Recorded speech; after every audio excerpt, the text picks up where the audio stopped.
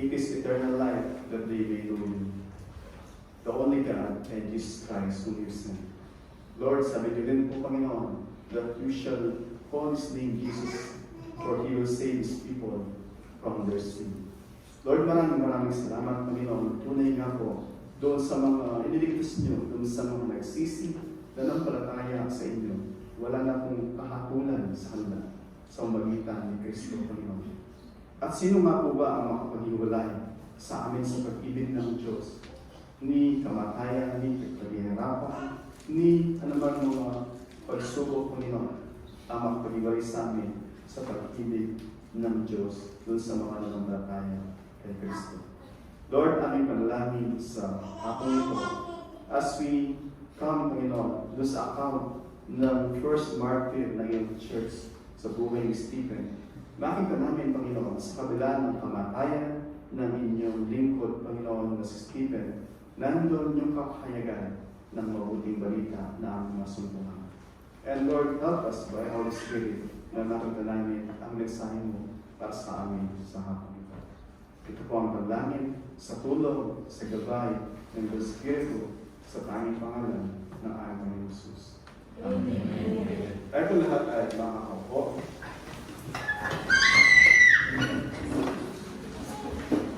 Kung titignan po natin, nagsimula yung chapter 6 na kung saan yung mga Hellenistic Jews, yung mga widows.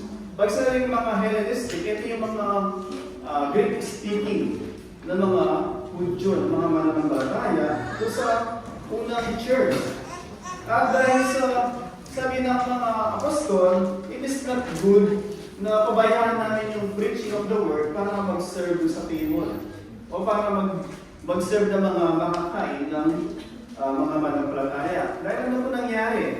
Wala 120 na mga members, and then Acts chapter 2, naging 3,000, and then Acts chapter 4, verse 4, naging 4,000. Kalalakihan lang po yun. Hindi kasama yung mga babaihan, hindi kasama yung mga bata. So makita natin kung gaano yung mabilis na paglaki ng church. Bakit po? Because they were preaching the Word of God. Sabi sa verse 4 ng chapter 4, pinapahayag nila, hindi lang si Pedro. Lahat sila, pinapahayag nila yung mabuting balita. They witnessed to the risen Christ. That was the reason bakit po ang bilis ng expansion ng early church. And so, nung marami na sila, sabi nga, marami sa mga dayuhan na naninirahan sa ibang bansa na nakakilala sila sa Panginoon doon sa Jerusalem. Ayaw nilang bumalik doon sa lugar na pinanggalingan nila. At dahil doon, wala silang kabuhayan. At nagkaroon ng challenges doon sa kanilang day-to-day na supply ng makakain. So, nakita natin doon sa chapter 5, may mga nag-donate, nagbenta ng lupa, at dinala doon sa paanan ng mga alagad para masuklayan, mapuskusan yung pangailangan, immediate needs ng mga mananampalataya. Eh sa chapter 6, makita natin doon, yun nga, sabi ni Pedro, para hindi pa pabayaan yung preaching of the Word of God. Sabi doon sa verse 2, sa doon ng verse 2, yung appoint, sabi ni Pedro, na among you, ano yung qualification sabi, 7 men of good repute, yung mayroong magandang record, good reputation, and then sabi doon, full of the Spirit and wisdom. So, mamili kayo ng 7, sabi doon. At makita natin doon yung mga pangalan ay binigay, at isa si Stephen doon sa 7. Sabi doon, so that we may, verse 4, so that we may devote ourselves to prayer and to the ministry of the word. So the reason, bakit po, sabi ni Pedro, mag-appoint kayo ng, mamili kayo ng 7, and then we will pray for them para makapag-focus kami dun sa preaching ng salita ng Panginoon at dun sa prayer. Yun yung sabi ni Pedro. So makita po natin doon, sa simula pa lang ng chapter 6, sinasabi ni Pedro yung supremacy, primacy, yung importance ng preaching over sa lahat ng mga activities sa church. Yung fellowship, yung serving, yung food, mahalaga yun. But lahat yun ay mga kapamahaanan para mag-gather yung mga tao so that people will hear yung gospel. Hindi tayo nag-gather para kumain. Hindi na nag-gather para magbasaya, mag-fellowship. No. Our fellowship, yung mga, whether meal fellowship, prayer, is para marinig yung salita ng Panginoon para sa atin. So yun yung sabi sa verse 4. And then sabi doon, and they said, verse 5, and what they said pleased the whole congregation, and they chose, sabi doon, isa sa pinili nila, Stephen, a man full of faith and of the Holy Spirit. So makita natin dito, yung reputation ni Stephen, hindi lamang siya. All of them, 7. Pero siningil out si Stephen, sabi dito is, a man full of faith. Isang tao na puspos ng pananampalataya. At hindi lang full of faith, full of the Holy Spirit. He's filled with the Holy Spirit. Tanda po natin, yung mga pag-aaral natin, Acts 1:12, sabi lang, those who receive Him, those who believe in His name, they were given the right to become children of God. John 1:12. Ephesians 1:14, those who receive His word, they were given the Holy Spirit. So makita po natin dito, binigyan ng Holy Spirit yung mga nagsisi na nampalataya at tumanggap sa ating Panginoon bilang Panginoon at tagapagligtas. Ito yung mga kinasihan ng Banal na Espiritu. Hindi po lahat ay mayroong Holy Spirit.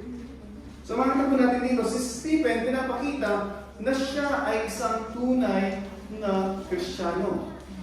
Full of the Holy Spirit, full of faith and Holy Spirit. And then, nakita pa natin doon, dahil sa ginawa ng mga alagad, yung 12, na dinelagate yung serving ng food kila Stephen, kila Philip, at yung the rest pa, na 7 doon, verse 7, ng chapter 6, and the word of God continued to increase. Ibig sabihin, yung proclamation ng gospel ay lalo bang nanagana, lalong naging mas marami yung pagkakataon, yung opportunity na makapag-share sila. Kasi hindi na kailangan gawin yung pwedeng gawin ng mga sila Stephen, nila Philip. Later on, hindi natin, even na si Philip, siya ay nag-share, evangelist si Philip. Hindi siya nagsiserve na ng pagkain, nagluluto, hindi. Even later, makita natin, si Stephen, ni-recite niya yung buong nangyari doon sa Pentateuch. Especially yung sa Exodus. Kabisado niya, hindi siya nagbabasa.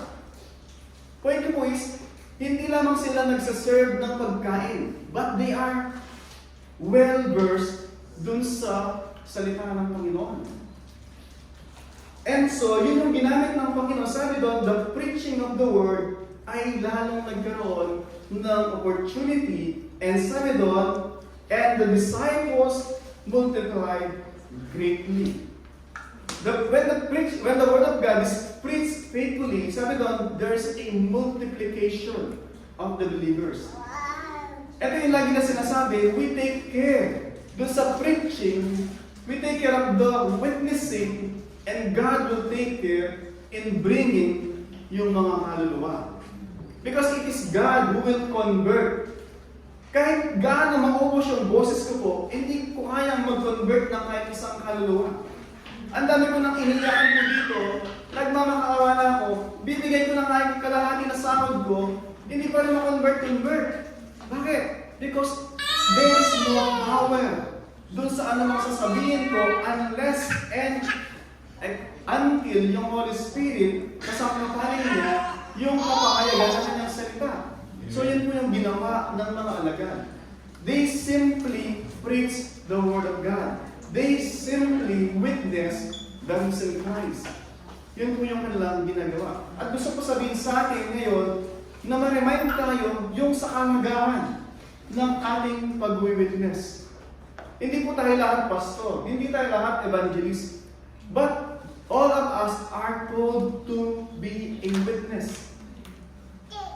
Paano po ka makakapag-witness? Paano ka tatawagan ng isang witness? Ibig sabihin, you encounter, you experience yung love, yung pag-ibig, yung pagliligtas ni Kristo. Kung hindi ka niligtas ni Kristo, you cannot be a witness. Because ano yung sasabihin mo? Wala kang alam. Hindi mo naranasan yung pag-ibig ng Diyos. Naranasan mo yung overflow lang. pag nandito tayo sa church, dahil sa church, ito yung place where God concentrated yung kanyang blessing. Somehow, kahit hindi tayo Christian, yung overflow niya, nagbe-benefit tayo. But, hindi po yun yung purpose. Bakit tayo pumunta sa church? Hindi lang yung spill out lang ng blessing. Bagkus yung maranasan natin mismo, yung pagkilos ng Diyos sa ating mga puso. At tayo ay kasihan ng banal na Espiritu, ibig sabihin tayo ay mapabilang sa kanyang mga anak. So, ano po natin mga kapatid? Hindi. As an introduction pa lang, makita natin, maalala natin lagi, mananiwa sa atin, the reason why nandito po tayo, bakit tayo every Monday, every Wednesday, and every Sunday, kila Pastor Dong dito, nagkakaya na salitahan ng Panginoon, so that when we go out, kargada po tayo. Meron tayong na-refuel po tayo. Na-remind tayo ng mga bagay na alam natin, ito dapat ginagawa natin. Hindi tayo nagpupunta rito just to say hi, hello, sing a couple of songs. Lahat po yun, yes, mahalaga yun. Lahat yun, they are just means para ma-remind tayo dun sa main purpose po natin. Bakit tayo narito? Acts 1:8, you shall be my witnesses. You will receive power, sabi niya, when the Holy Spirit will come upon you, and then you will be my witnesses. Nawa po, maalala po natin lagi yung purpose po na yun. Bisan inisip ko, nung naligtas tayo, bakit hindi immediately dinala tayo ng Diyos sa langit? Sabi ka ni sa scripture reading sa Philippians. Sabi niya, kung pumunta na ako sa langit, that is far better. Sabi niya po sa Pablo, but then to remain with you is a necessity para sa inyo at the moment. Dahil kailangan niyo pang matulungan kayo, magaling kayo. Pero si Pablo, sabi niya, to be with the Lord is a lot better. Kaya lang, bakit tayo narito? Kung a lot better to be with the Lord. Wala nang sin, wala nang suffering. It's because there are mission field po ito. At lahat tayo ay tinawag na maging witness. May isang magandang ilustrasyon, sabi, yung lagi ilustrasyon ni Pastor Dong, yung asin sa dagat, di ba? Pulin mo. However, meron akong isang ilustrasyon na pagka yung isang balde ng isda, usually na po nilalagay. Maliban sa yelo, lalagyan ng asin to preserve, para mapatagal yung decay ng mga isda. Pag walang asin, mabilis mag-decay, mabulok. Tayo po, yung asin na iniwan ng Panginoon dito sa mundo na pasira. The reason bakit po tayo narito, kasi marami pang tinatawag ang Diyos na gusto niyang iligtas. At narito tayo para as God is preserving yung mundo na ito, somehow nagliliwanag din po tayo. Hindi naman tayo asin na nagpe-preserve. Sabi niya, you are the light of the world. Si Kristo yung pinakaliwanag. But our connection with Him and being indwelt by the Holy Spirit, there is a light na nagliliwanag din sa atin. Hindi lamang, sabi ng Panginoon, let your light shine before men, that they may see your good works and glorify God in heaven. There is a light na pag sinashare natin yung mabuting balita. When we speak yung salita ng Panginoon, there's also a light pag nakikita nila na pinamumuhay natin yung salita ng Panginoon. Both in action, both in our speech, it gives witness doon sa kapangyarihan ng ating Panginoon. At yun po makita natin, si Stephen, makita natin dito sa pasimula ng sa chapter 6, verse 8, sabi doon, Stephen, full of grace. Sabi niya kanina, full of faith and full of Holy Spirit. And ngayon sinasabi naman niya, full of grace and power. Because he is indwelt by the Holy Spirit. Sabi sa Acts 1:8, di ba? You will receive power. Kailan mangyayari yun? If you are indwelt by the Holy Spirit. You will be gracious because you have received the grace of God. You can only extend yung love of God if you yourself a recipient of that love, of that grace ng Diyos. How can you show love doon sa ibang tao kung ikaw mismo hindi mo naranasan yung pag-ibig ng Diyos? You cannot give what you do not have. You can only give what you receive from the Lord na nagbigay sa atin ng Kanyang Banal Espiritu. Otherwise, it's all carnal, fleshly. Carnal, wala kang magagawa. But the Holy Spirit, kahit na hindi tayo ganun kagaling, God can use us for the glory of His glorious grace. Sabi po dito natin yung unang bahagi, yung simula sa verse 8 hanggang verse 15 ng chapter 6, makita natin dito yung pagsunggab, yung pagsis kay Stephen. Bakit? Si Stephen, sabi doon, a man full of grace, full of power, doing great wonders and signs among the people. Ang ginagawa niya ay mga nagpapakita ng kamangha-mangha na gawa ng Diyos sa pamamagitan niya. May ginawa ang Diyos sa buhay ni Stephen, at si Stephen may ginagawa sa pamamagitan ng Diyos na kumikilos sa kanyang buhay. At many, sabi doon, namamangha. And instead na purihin nila ang Diyos sa kanyang mga ginagawa, sabi doon, then some of those who belong to sa synagogue, freedmen, ito yung mga Hellenistic Jews, sabi doon, nainggit sila. And they began to fabricate, concocted na mga, sabi nitong si Stephen na to, na si Kristo, kami may kasalanan, bakit siya tulako sa krus, at i-destroy yung temple. So, nagparatang sila kung paano, alam niyo yung paratang nila sa Panginoong Jesus. This man claimed to be God. Sabi nila, diba? At i-destroy din yung temple, then in 3 days, he will rebuild again. Ang tagal pinagawa ito ni Pilate, ni Herodes, and then 3 araw lang, i-rebuild niya. So, kung paano ang kanyang Panginoon, ang Panginoong Jesus, pinaratangan siya, same thing, si Stephen, ay pinaratangan din po siya ng mga kasinungalingan. And sabi doon, pagdating sa verse 11, they secretly, nakita natin dito, yung traitor sila, they secretly instigated, inudyokan nila yung mga tao. Men who said, sabi niya, we have heard him speak blasphemous word against Moses and against God. And they stirred up the people and the elders and the scribe, and they came and seized him. Yung word na seize, sinunggaban po siya. Hindi pinakusapan, bagus kinalagyan siya, sinunggaban siya ng mga tao. Stampede, riot. And the man never ceases to speak. Sabi niya, this man never ceases to speak words against the holy place, that's the temple, and the law. Those are the law of Moses. And sabi niya, we have heard him say that Jesus, this Jesus of Nazareth, will destroy this place and will change the custom that Moses delivered to him, delivered to us. And then sabi sa verse 15, and gazing at him, all who sat in the council saw that his face was like the face of an angel. Sabi doon, simula sa verse 8, he was full of grace, full of power, full of the Holy Spirit. Nandun yung resemblance, nandun yung work ng Holy Spirit sa kanyang buhay. Nung tinignan siya, they can see grace.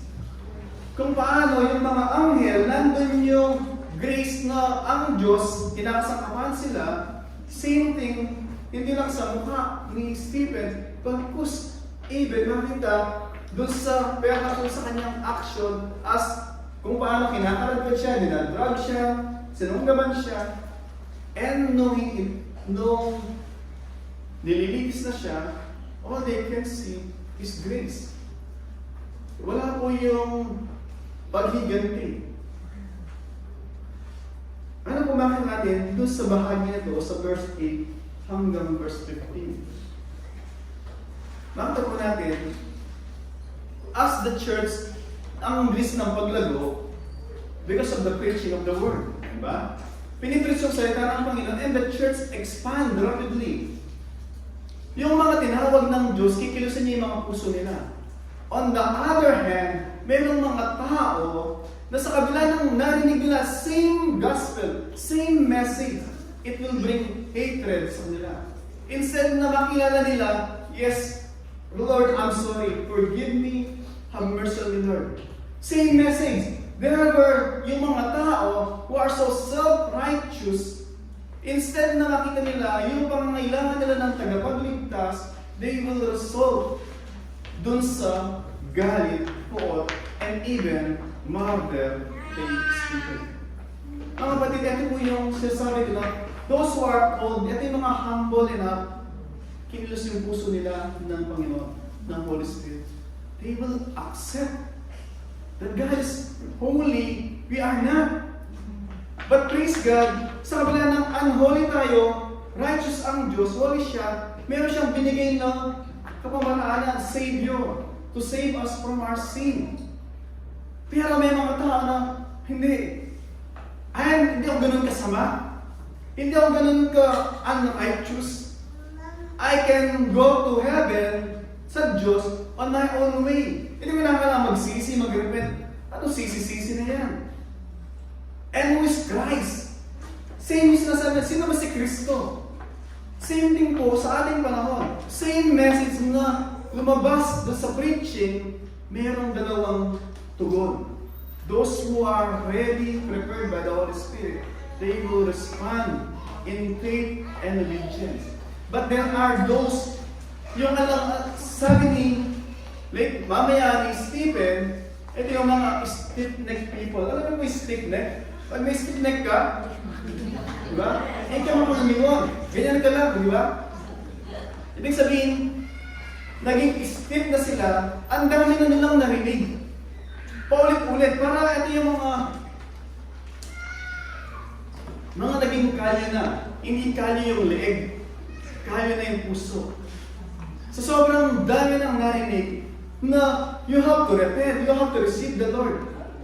It's weak, but they have never repented. Ang mangyayari, the same na narinig nila, yun ang magpapatigas sa kanilang mga puso. Because they themselves harden yung kanilang mga puso. Kaya nga sabi sa Hebrews, diba? Today, if you hear His voice, nangusap siya, do not harden. Hindi niya sinabi na your hearts are hardened. We are hardening yung ating mga puso. Bahay, sabi doon, sa pamagitan ng ano? You resist yung panawagan ng Diyos through His Word. Mga kapatid, I pray if there are any of us here na natin yung kwento na ito, yung mga tao, instead na magsisi, marami pa nagsisisi. Kaya nga nag-multiply sila. Kaya nga po di matugunan yung pangailangan nila ng daily supplies. Pero sa kabila nun, there are still those who reject and even they will resolve to go against sa ginagawa ng Diyos. At even murdering si Stephen. Tanungin po natin ating mga sarili. Saan ako doon? Ako ba yung nagre-rejoice? Kasi merong naliligtas. O ako ba ito yung kinatawagan? And yet, I shut yung aking tenga at yung puso ko, pinipilit ko na huwag lumibok dun sa panawagan ng Diyos. Kung kayo po ay yung nagsasaya, praise be to God. At kung kayo naman yung kinikilos ng Diyos, and yet, kayo ay umuopo sa sinagawa ng Diyos, I pray. Surrender po yung ating pride. Surrender po yung ating mga notion na mas marami tayong alam. Yung notion na yung belief natin na okay naman tayo. Tuloy-tuloy lang. Wala namang kinakailangan i-surrender. Wala namang kinakailangan i-give up. Wala namang kinakailangan i-confess sa Diyos. After all, tumutulong tayo sa ating pamilya sa Pilipinas, nagpapaaral tayo ng mga kapatid, mga pamangkin. Wala tayong naagabihan doon. Pero, lagi po nating narinig, hindi tayo umaabot sa pamantayan ng Diyos. Tapos tayo lagi. Standard ng Diyos, hindi niya bababa para ma-meet natin. God is holy, is perfect. Ang ginawa niya, sending Christ so that maabot natin because of Christ. Hindi niya ibababa yung kanyang standard just for us na umabot po. Praise be to God. Praise be to Him. What we cannot do for ourselves, Christ already did it. Ginawa na niya. All we have to do is cling to Him. Saying, Lord, forgive me, have mercy on me, save me. And He will. At itataas niya tayo. So that by His finished work, by His righteousness, tayo po ay magkaroon ng buhay, magkaroon ng katwiran. Kasi si Kristo, bagamat siya ay Diyos, nakitang tao. Namuhay siya ng may kabanalan. Siya lang yung nabuhay na banal. Pero sa kabala naman niyang kabanalan, siya ay namatay. Pinako sa krus. Para tayo na hindi kayang sumunod sa kautusan dahil sa ating kaugnayan kay Kristo, tayo ay ituturing na matuwid ng Diyos. When God the Father looked at us, all He can see is the righteousness of Christ in us. But when God looked at Christ on the cross, all He can see is our sins na dala-dala ni Kristo. That is the great exchange. That's the gospel. An exchange. His righteousness for our sin. Pero bakit natin i-harden yung ating mga puso? Doesn't make sense po, di ba? And I pray, sabi ko nga, let us search our hearts, and I pray, nandun tayo sa side ng Diyos. Nandun tayo sa ginagawa ng Diyos. And then, sila sa verse 7, hanggang dun sa verse 53, makita natin dito yung napakahabang speech, pangangaral o pananalita ni Stephen. So, yung pagsunggab dun sa verse 8 hanggang verse 15 ng chapter 6, verse 1 ng chapter 7 hanggang sa verse 53, makita natin dito yung speech ni Stephen.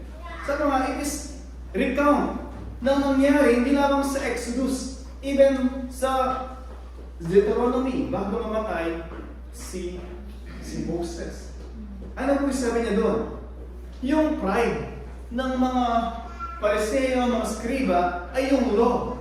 Na ito yung law na binigay ng Diyos sa kanila. Pinaparig nila lagi ito. Na sila ay tagasunod ng law. Pero ano sinasabi ni Stephen? Sabi niya, let me recount to you. Ano ba nangyari? Sabi niya, so nagsimula siya, brother, sabi niya, hear me. Si Abraham, sabi niya, dati nandun siya sa Haran, tinawag siya ng Diyos na umalis doon. And si Abraham, sabi ng Diyos, pumunta ka doon sa lugar na sasabihin ko sa iyo. Hindi niya sinabi na, Abraham, punta ka dito eto sa lugar na to. Hindi mo. Progressive yung revelation. Sabi ng Diyos sa kanya, pumunta ka sa lugar na sasabihin ko sa iyo. Si Abraham, hindi pa niya alam kung saan. Pero, he prepared. Doon sa journey na sasabihin ng Diyos sa kanya. Ibig sabihin, as Abraham journey, nandun yung Diyos kasama niya. Hindi siya umiwalay na, eto yung plano, bahala ako sa buhay mo, pagdating mo doon, makikita mo ako doon. Hindi po gano'n. Yung journey ni Abraham, God is with him alongside, along the way, throughout doon sa kanyang pilgrimage o sa kanyang journey. Yun po yung pinapaalala sa kanya ng pangusap ni Stephen. Same thing din po sa akin mga kapatid. Nung nag-Christian tayo, hindi, okay, filled with the Holy Spirit, and then gagawin mo sa sarili mong muscle sa kakayahan. Hindi po. It's by grace na ligtas tayo. It's by grace yung ating sanctification. We rely sa ginagawa ng Holy Spirit. And we obey doon sa word ng Diyos sa atin. That is why tayo ay estudyante, tayo ay sumusunod sa doon sa salita ng Panginoon na nagbibigay ng liwanag, nagbibigay ng buhay para sa atin. Hindi, okay yan, because na ako, kaya mo na yung Bible, hindi ko gano'n. Yung gospel, ito po yung kung paano yung sentrum A to Z, di ba? A to Z, di ba? Yung salita ng Panginoon, hindi lamang po siya para sa mga unbeliever. Mas kailangan natin bilang mga mananampalataya na ma-remind tayo, kumain tayo ng pagkain para sa ating kaluluwa. nung hindi pa tayo Kristiyano, si Satan, wala siya gano'ng pakialam sa atin. Bakit? Nasa bakod ganyan, wala siyang pakialam sa iyo. Pero nung nag-Kristiyano ka na, against ka na sa kanya. Ngayon is magka-ibang side na kayo. Kaya nga sabi ni Pedro, si Satan para siyang leon na umaatungan. Pero hindi lang siya umaatungan. Nagtatago siya at naghihintay ng pagkakataon para suluin tayo. Sabihin, naglalagay siya ng trap at pag na-trap ka, ready siya anytime to devour us.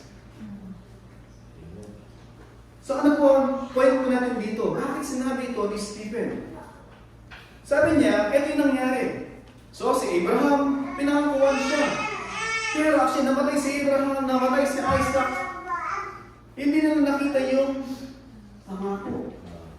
But then, fast forward, sabi niya, si Jacob, meron siyang anak. Meron na lalaki, meron babae. Pero sinend yung isa by divine providence. Though by betrayal ng kanyang mga kapatid, si Joseph, ibinenta siya ng kanyang mga kapatid because naiingit sila sa kanya. So, nandun siya sa Egypt as slave until na-promote siya as Prime Minister ng Egypt working as a second in rank kay Pharaoh. Pero in terms of office lang, mataas si Pharaoh sa kanya by name ng Pharaoh. Pero si Joseph yung nag-rule. So, nirecall yun, and then sabi niya, then moving fast forward pa, dinala niya yung lahat ng angkan ni Jacob, kasama mga kapatid niya, nabuhay sila doon sa Egypt ng mahabang panahon, 400 years plus. And then, fast forward, namatay na si Pharaoh, and then namatay na si Joseph, yung Pharaoh na namuno, hindi na kilala, sino ba si Joseph? And then, minatrato sila. And then, yung mga sinisilang ng mga bagong sanggol, ng mga Israelita, mga lalaki, dahil nag-multiply sila sobra na. Natakot na sila yung mga Egyptian na baka pag nag-revolt yung mga kalaban nila, sasanib sila doon, talo sila. Or even magkaroon ng uprising from within, mawawa sila. Ano ba nangyari? So, pinagpapatay, bago silang, pinatapon. Kaya si Moses, nung bagong silang siya, supposed itatapon siya sa ilog. Kakainin ng mga crocodile. Pero, ang ginawa is, di ba, nilagay siya doon sa basket, and then, nakita nung anak ni Pharaoh. Instead na, nandun siya doon sa naghihirap, lumaki siya sa palasyo. At sinagalaga sa kanya, yung nanay niya mismo, inaya siya, sabi, isipin mo, anak mo na, inalagaan mo, sinasahuran ka pa, saan ka ba? Right? It's possible because it's divine providence. Providence po ng Diyos. And then fast forward, si Moses, nakita niya yung mga kababayan niya, alam niya na siya ay isang Hudyo. Nag-aaway yung dalawang Hudyo. And then, merong isang Egyptian na nagpapayag sa kanila in trying to defend yung mga Hudyo na kababayan niya sa isang Egyptian, napatay niya yung Egyptian. And then the next day, nagtatalo ulit yung dalawang Hudyo. Sabi niya, ba't kayo nag-aaway? Magkapatid kayo. Sabi nila, sino yung nag-ano sa'yo na maging judge sa amin? Papatayin mo rin ba kami kaya na pagpatay mo kahapon? At dahil doon, siya ay tumakas, nagpunta doon sa wilderness for another 40 years. What a sad! Sinasabi niya, eto kayo, let me remind you once again, yung sa pinagbo-boast nyo na nalipin ninyo. Sabi niya, eto kayo. Merong pinadala ang Diyos sa inyo, instead na maging grateful kayo, hindi, kayo mismo nag-aaway, magkakapatid. And then, yung ginamit ng Diyos, nandun ngayon is tumakas para sa kanyang buhay. And then, fast forward pa, sinend ng Diyos, sabi niya, after 40 years si Moses, 8 years old na siya, sinend siya rin ng Diyos doon sa Egypt. Bakit? Inaalipin na yung mga Israelita sa Egypt. And then sabi ni Stephen, okay, nung nandun na, and then niligtas na kayo ng Diyos, Ano kayo sa wilderness, wala kayong ginawa kundi umatungal. Buti pa sa Egypt, may cucumber, may onion. Dito sa wilderness, mana sa gabi, mana sa umaga, and then pugo, yung wafer, tapos yung pugo. 40 years, walang ibang natikman yung bilang, kundi pugo.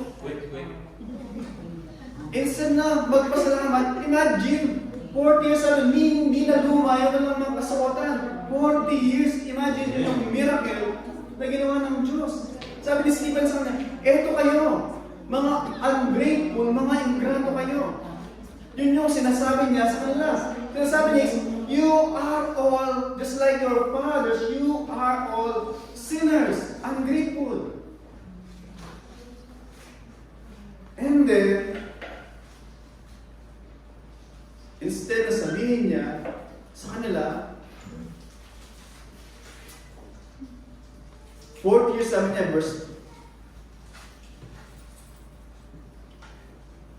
I will move forward. And then sabi niya, pagdating dun sa verse 35, this Moses, whom they rejected, saying, who made you a ruler or a judge. Kaya yung sabi kanina. And then, fast forward pa, maato po natin, verse 44, our fathers had 10 of witnesses in the wilderness, just as he spoke to Moses. Sabi niya, directed him. Ano po nangyari? Yung natitira sabi doon, nandun si Moses. Kinakasangkapan siya ng Diyos. And then, wala silang ginawa kung hindi magreklamo. And then one day, si Moses kausap siya ng Diyos. Binibigay yung tablet of stone na nandun, yung 10 Commandments. Habang si Moses nandun kasama ang Diyos, yung nasa baba, nandun si Aaron, yung mga salita. Sabi nila, hindi namin alam kung ano nangyari kay Moses sa taas. Pwede bang, eto yung gold. Igawa mo kami ng Diyos na aming sasambahin. Imagine nyo, sabi nila, igawa mo kami ng Diyos na ating sasambahin. Una, igawa. Gagawa ka ng Diyos. Diba? Genesis chapter 1, God made. Right? Ang Diyos ang gumawa ng tao. Kaya sila baliktad. Sila yung gagawa ng Diyos. Yun yung Diyos na kayang paikutin sa kamay mo. Yung Diyos na kayang ibulsa. Yung tahimik ka lang dyan, kinukonbit ka sa puso mo kasi may ginagawa ka ng mali. Tahimik. Diba? Huwag mo kabalahin. Yung puso mo, kinukonbit na you have to repent, you have to surrender, you have to give up. Sabihin mo sa Diyos mo, tahimik ka lang dyan. Why? You can manipulate. You can control yung Diyos mo. Hindi yun yung Diyos ng Bible.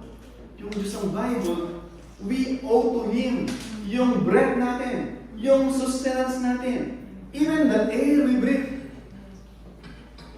Sa Kanya po ang bigaling. Amen. Pero makita natin, yung blindness nila. Kasi mo tao, kagagawa ka ng Diyos. And sometimes, yun exactly ginagawa natin. We put yung imahe natin dun sa pedestal at tayo yung Diyos natin sa mundo. We put ourselves over God. Yung plano ko, yun yung masusunod. Yung ambition ko, yun ang masusunod. Oh Lord, of course, di ba sabing Lord? Pag sabing mo, Lord, siya yung Panginoon mo, siya yung Master mo. Oh Diyos, tsaka ka na lang pagka hindi ko na kaya. Pagka malapit na ako mamatay, hindi na ako makatayo. Pagka nandun ako sa kalunos-lunos na kalagayan ko. Hindi natin alam minsan that actually nandun na sa sitwasyon na kalunos-lunos.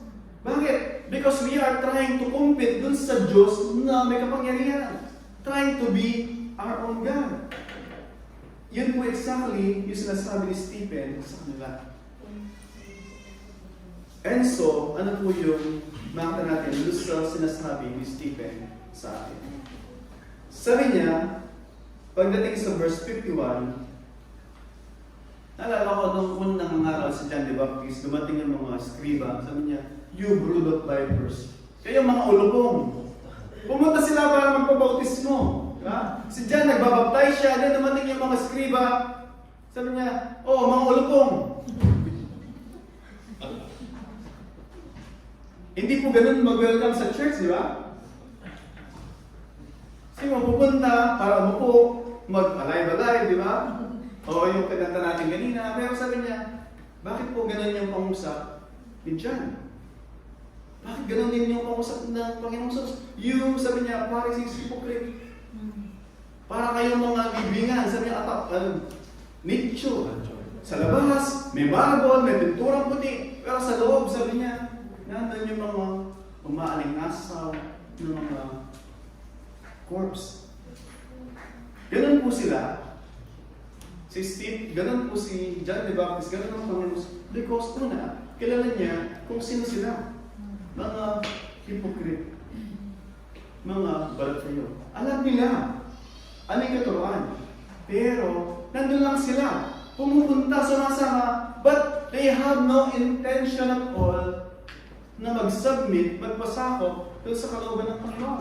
Nandun sila, bodily, physically. But mentally, heart nila, wala po doon. And that is sad. Nandun yung katawan mo, pero yung puso mo, wala. Imagine mo yung katawan na walang puso. Yung puso na nagbibigay po ng nagpapamp ng buhay, di ba? Ibig sabihin, nandito sa church, kung wala yung puso mo, nandito lang is bangkay. At yung bangkay, sagasaan mo ng 10-wheeler truck, hindi po aaray. Bakit? Bangkay, lifeless. Pero pag nandun yung puso, tusukan mo ng karayong, aaray siya. Mga kapatid, na po yung punto ko. Nawa, tayo na nandito ngayon, nawa yung puso natin narito rin. Para pag narinig natin yung pangusap ng Panginoon, nandun po makinabang po tayo.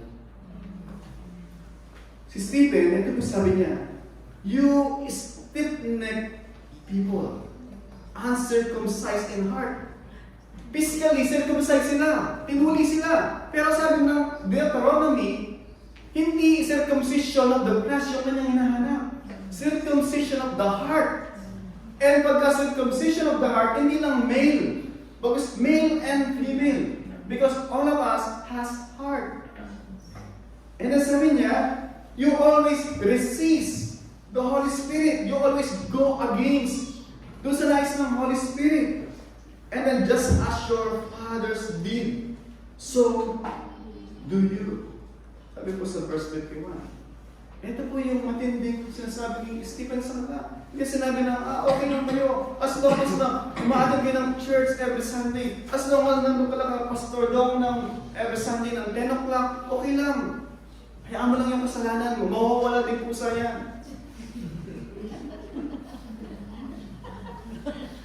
Ganyan na lang gawin.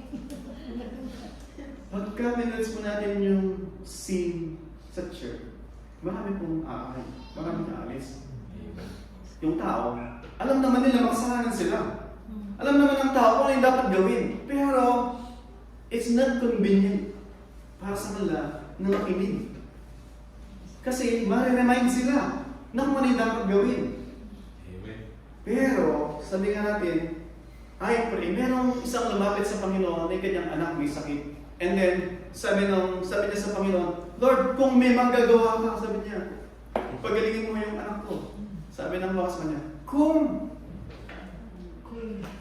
may manggagawa, sabi niya, all things are possible to those who believe, sabi niya. And then, ito yung manalangin niya, sabi niya, I believe, help my unbelief. That is a recognition, yes, merong doubt sa isip ko, sa puso ko. But, I sincerely come, help me. Help me yung doubt ko, pawiin mo ng kaliwanagan. Para pong ganito. Minsan, yung mga retats sa ating mga buhay, it will not work. Parang ganito lang. Nung nandun kami sa UK, nag-snow. Makapal yung snow. Ang ganito. Usually, pinapala. Minsan may bulldozer na dadaan. Parang, pero sandali lang, malalagyan na naman ulit yun. Magbabalik na naman sa dati. And then, pumunta kami ng Canada, tinignan namin ano ginagawa nila doon. Ang ginagawa nila doon is, pagka yung sunlight, matinding-matindi yung sikat ng araw, hindi nila kailangan mag-scrape, hindi nila kailangan mag-bulldozer. Bakit yung liwanag ng araw?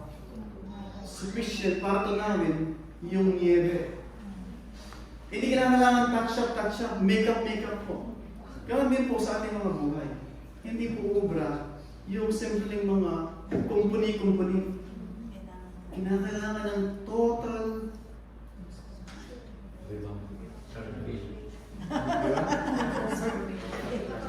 hindi po total makeover. We need to be reborn. Total transformation. Kaya nga sabi ng Panginoon kay Nicodemus, si Nicodemus, teacher, biyasa ng ulo.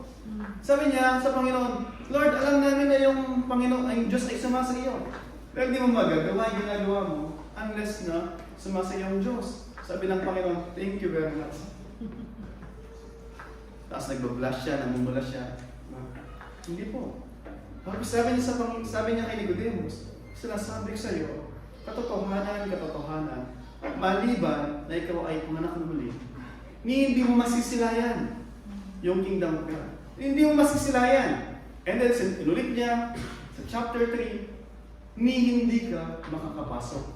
He made it clear, hindi mo masisilayan, hindi ka makakapasok unless na ikaw ay pumanak na muli. John 10:10, sabi po, yung magnanakaw ay naparito para magnakaw, magwasak, manira. Satan wants to destroy us by separating us from Christ. We are already separated from God because of sin. Pero si Satan gusto niya, manatili siya nasa gitna para yung radiance ng Diyos, yung glory niya, hindi mag-penetrate sa atin.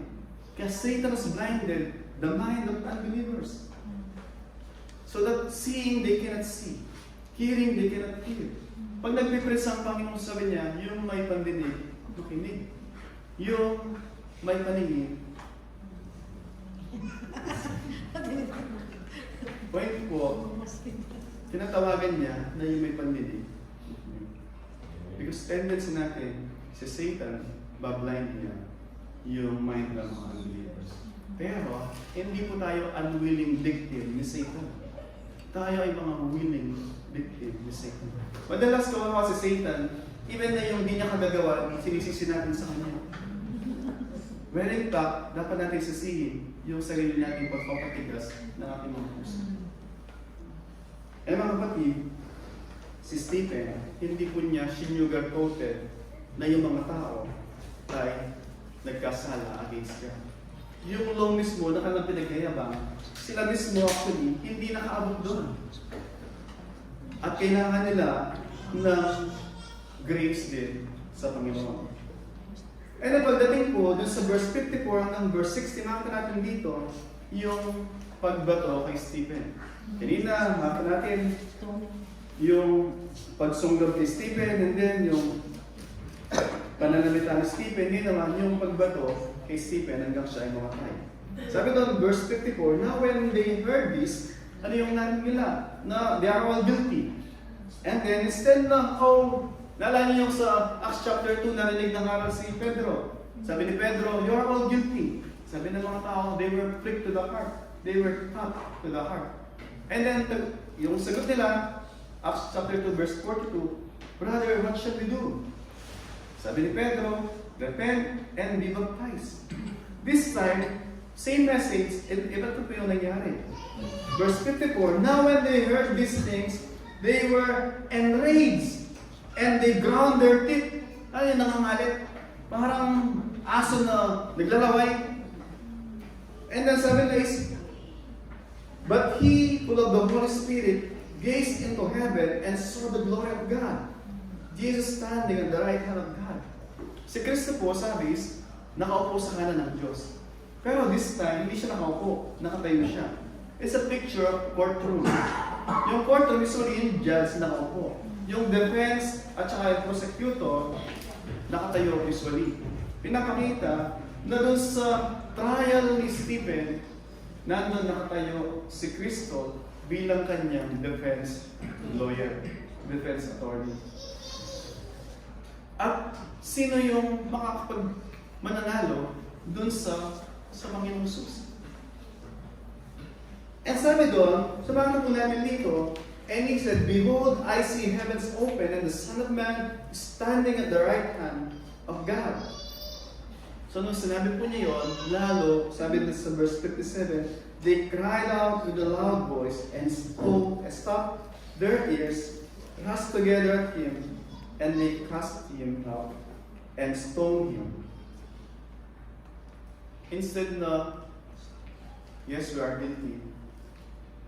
Nakita po natin doon, nangalit sila, enraged, and then they stoned Stephen. Binato po si Stephen. At nandun, makakita natin doon, and the witness laid down their garments at the feet of a young man named Saul. Makakita natin yung unang banggit kay Saul. But later on, as we continue, makakita natin yung buhay ni Saul. But for this time, iskip po natin yung una, si Saul. And then verse 59, as they were stoning Stephen, he called out, Lord, sabi niya, Lord, receive my spirit. Nakita niyo yung picture doon? Meron nakabayubay sa krus. Sabi niya, Father, into your hand, I commit my spirit. Yung kanyang lingkod na Stephen, he got it from his Lord. Before he died, sabi din niya, into your hand, I commit my spirit. We imitate him. Kami ni Pablo, imitate me as I imitate Christ. And then sabi doon, falling to his knees, cried out with a loud voice, Lord, do not hold this sin against them. And when he said this, he fell still. Meron din nakapako rin sa krus, sabi niya, Father, forgive them, they do not know what they are doing. Mga kapatid, the same na mensahe sinasabi sa atin ngayon ng Panginoon. Meron po, kung may mga Bible po kayo, gusto ko na, I pray, pero kung babagitin tatlong mga verses, I pray na gawin yung mga memory verse yung mga to. Tatlong verses po sa Bible. Romans chapter 8, verse 1. Romans chapter 8, verse 1, ito po yung sinasabi.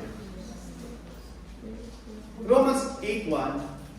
There is therefore now no condemnation for those who are in Christ Jesus. Sabi niya, yung key doon is in Christ Jesus. Mahalaga na maraming natin, wala nang kahatulan. Pero, yung key to those who are in Christ Jesus. Ibig sabihin, it's you are either in or out. If you are in Christ, you are in. If you are out, then you are not in Christ. So ulit, there is therefore now no condemnation to those who are in Christ Jesus. The question is, are you in or you're out? Sabi niya, uli, mga kapatid, wala nang kahatulan doon sa mga na kay Kristo. Na kay Kristo. It's either you are in Christ or you are out of Christ. Wala nang kahatulan. Si Stephen, kaya niyang mamatay na nakangiti habang binabato siya ng stone. He's praying sa mga accuser niya. Why? Because of this verse, there's no condemnation to those who are in Christ. Yun po yung unang verse na gusto kong alalahanin niyo lagi. Same chapter, verse 39. Silence po siya. 8:1 and then verse 39 ng Romans pa rin. So una, verse 1 and then verse 39 ng Romans chapter 8 pa rin. Ito po sabi, nor height, nor depth, nor anything in this creation will be able to separate us from the love of God in Christ Jesus our Lord. Sabi niya, sino makakapaghiwalay sa atin sa pag-ibig ng Diyos? Doon kay Kristo. Wala, sabi niya. Wala nang kahatulan. Sino makakapaghiwalay sa iyo sa pag-ibig ng Diyos? Kung ikaw ay nang kay Kristo. Sabi niya, wala. Walang kahatulan, walang makakapaghiwalay sa atin sa pag-ibig ng Diyos. If you have those confidence, if you have those assurance, sigawan ka ng amo mo, okay, 8 years lang naman siguro. 8 years, no? 8 years tayo mabubuhay. Sabi sa Psalm, yung buhay ng tao, 70. Pero kung may kalakasan ka, 80. Minsan, umabot ng 120. Pero sabi niya, lahat ng yun, merong rayuma, meron ng gout. Yung iba nga, 40 pa lang, may gout na, di ba? Ang point po doon is, kung nakakristo tayo sa atin doon, walang makakapagulay sa atin sa pag-ibig po ng Diyos. So kung maghirap tayo ng ilang panahon dito sa mundong ito, yung eternity po natin, secure natin sa pangalan ng Diyos. Nung nagkaroon ako nag-accident recently, may nabunggo ako sakyan habang nagpo-party lang. Praise God, may insurance. Sagot ng insurance. Kaya minsan hindi ko sinasabi, thanks God. But kasi, hindi ko sinasabi, praise the Lord na na-accidente. Hindi. Point is, pag may insurance ka, may magkakabar sa'yo. Ha? So tayo po, pag may kay Kristo tayo sa Romans 8:1, Romans 8:39, in Christ we are secure. Insured na insured tayo. Nakakain. Ang hirap kaya na wala kang insurance. May nagasakit sa ating mga kapatid. Dahil walang insurance, praise God, si Sir Joy, nag-deliver na siya ng 4 na anak. Every time na manganganak siya, kumikita kami. Kaya wala kang binabayaran. Pero yung mga kapatid namin, Jo, dagdag mo sa pangalan niya sa Yati Joy. Ay mga kapatid ko. Alam sa gawin si Sir Joy nakaraan. Baka pang-5 para may pang-test yan. Point ko mga kapatid, pag may insurance ka, hindi ka mangamba. Pero, dito sa mundo na to, yung insurance, kahit ang insurance ka, minsan it makes you worry pa rin. Pero kay Kristo, dahil siya yung Diyos, dahil siya yung Hari ng mga Hari, Panginoon ng mga Panginoon, pag may insurance tayo sa Kanya, wala tayong papamagula. Secured po tayo sa kamay ng Diyos, siguro tayo sa kamay ng Panginoong Jesus. We are sealed by the Holy Spirit. Kaya po, pag meron tayo ganong tiyakan, then we can, by God's grace, nandun yung pagnanais natin na sundin yung verse, 3 verse sabi ko, diba? Yung last verse sabihin ko, Acts chapter 13. Favorite verse po ito ng isang ni Pastor Lawrence. Gusto ko maging favorite verse din po natin. Diba? Favorite verse ito ni Pastor Lawrence. Lagi ko na next niya to. Acts 13 verse 36. Sabi po, sabi ng Bible, kinote ng ni Pastor Lawrence, Acts chapter 13 verse 36, David, after he had served the purpose of God in his own generation, he fell asleep and was laid with his fathers and saw corruption. Sabi dito is, si David na matanda na siya, namatay siya. Just like any of us. Pero sabi niya, after he served his purpose doon sa kanyang kapanahonan, doon sa kanyang buhay sa panahon niya, sabi doon, ginawa niya sa tulong ng Diyos yung dapat niyang gawin. And then, namatay siya, naagnas. Then, yung record, ginawa niya yung dapat niyang gawin sa kanyang panahon. Mga kapatid, may pinapagawa sa atin ng Panginoon. Una, kung hindi ka po Kristyano, repent and believe sa Panginoon. Ano ba yung repent? May pinapagawa ko sa iyo ng Diyos. Sabi niya, talikuran mo yung self-righteousness mo. Talikuran mo yung pagsalansan mo sa Kanya. You always resist the will of God, sabi niya. Ano ibig sabihin? Ito surrender sa Panginoon. Hindi na kung ano yung gusto natin, kung ano yung gusto ng Panginoon. Maraming panahon na po tayo nandun sa driver's seat ng buhay natin. It's time to give up sa Panginoon. Be not the Lord, please, ikaw na yung driver. Ako po yung sa driver. Ako yung sa passenger seat. Yield natin ang buhay natin kay Kristo. Yun ang una. Pangalawa, pagka tayo naging Kristiyano na, Acts 1:8, sabi niya, you will receive the Holy Spirit. Then, you can be my witness and serve the purpose for which I saved you. Because without salvation, kung hindi ka saved, you cannot serve yung purpose. Kasi hindi ka saved. Ano ang witness mo? Disobedience. I pray na 2025 na marami po akong kinausap sa inyo. Sabi, Pastor, sa 2025, magpapabaptize na kami. Hindi ko lang alam kung 2025 na kung ano, December 2025.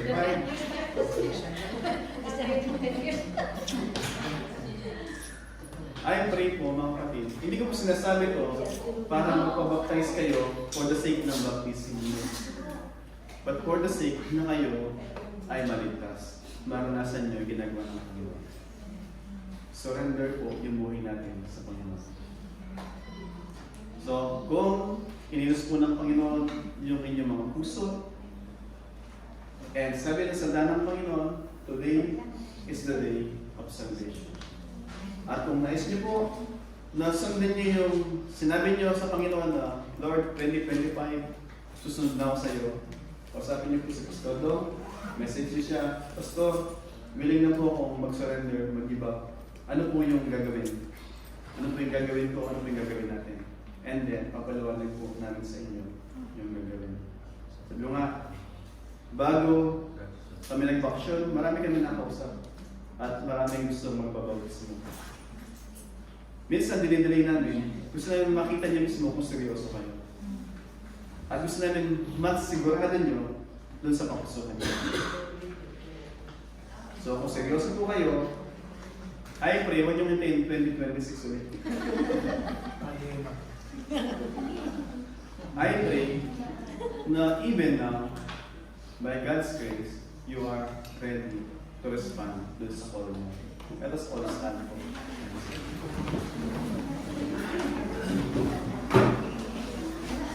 As we come to the Lord in prayer po, nakita natin,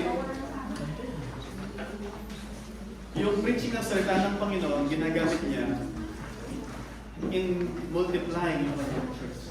At sabi ko nga kanina, same po yung ginagawa ng Panginoon sa ating panahon. Nakasakapanin tayo ng Panginoon as His witnesses sa mga ibang tao. Let us close our eyes po and let us come to the Lord. I encourage you po, kung kayo ay kinakausap ng Panginoon to surrender sa Kanya, repent of our sin, receive His salvation, have faith sa Kanya, I pray you will respond in humility and receive His forgiveness and serve Him as your Lord and Savior. Kung kayo naman po ay mga Kristyano na, may we be reminded dun sa purpose, bakit po tayo narito?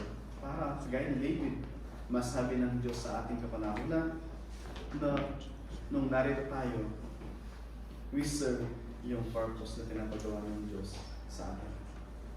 Because we are secured sa kamay ng Diyos, we are secured sa kamay ng Panginoong Jesus, and we are secured by the Holy Spirit. Lord, muli maraming salamat, Panginoon, sa iyong mga salita. Tunay nga po, Panginoon, na even sa kamatayan ni Stephen, nandun yung faithful proclamation ng mabuting balita. Lord, though He died, Panginoon, na ipinakita niya kung paano yung pagsunod niya sa kamatayan ng Panginoon. Even panalangin niya para sa mga umuusig na nagnanais ng kanyang destruction. Pinanalangin niya sila. At even nung kanyang kamatayan, nandun yung kanyang panalangin to receive His Holy Spirit. Lord, pinakita niya sa amin, mabuhay at mamatay para sa inyo. Lord, minsan, mas madali ang mamatay para sa inyo. Subalit, napakahirap ng mabuhay para sa inyo.